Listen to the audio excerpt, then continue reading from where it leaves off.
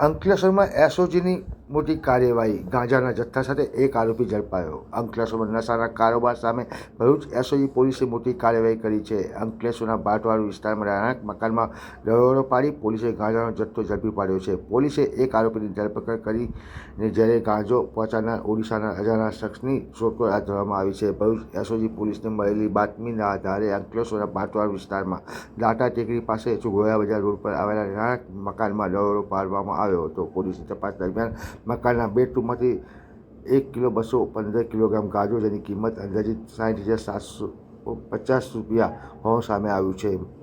SOG પોલીસે ગાંજાનો જથ્થો કબજે કરી અબ્દુલ ગની ગુલામ રસૂલ શેખની ધરપકડ કરી છે। પ્રાથમિક તપાસમાં ગાંજાનો જથ્થો ઓડિશાના એક અજાણ્યા શખ્સ દ્વારા પહોંચાડવામાં આવ્યો હતો, જેને પગલે એસઓજી પોલીસે અજાણ્યા શખ્સને ઝડપી પાડવા માટે ચક્રો ગતિમાન કર્યા છે। સમગ્ર મામલે એનડીપીએસ એક્ટ ગુનો નોંધી વધુ તપાસ હાથ ધરવામાં આવી છે। પોલીસે ગાંજાનો જથ્થો ક્યાંથી આવ્યો અને આ નશાના કારોબારમાં કોઈ સંડોવાયેલ છે કે કેમ તે અંગે તપાસ કરવામાં આવી રહી છે। નશામુક્ત યુવા ફોર વિકસિત ભારત, આના સંદેશ સાથે ભરૂચ પોલીસે 3 મોટા એનડીપીએસના કેસો કર્યા છે, જેમાં અંકલેશ્વર એ ડિવિઝનમાં, અંકલેશ્વર જીઆઈડીસીમાં તથા અંકલેશ્વર બી ડિવિઝનમાં 3 જેટલા કેસો કરવામાં આવ્યા છે, જેમાં ગાંજો તથા એમડીના જે ડ્રગ્સ છે તેને પકડી પાડવામાં ભરૂચ પોલીસને સફળતા મળી છે।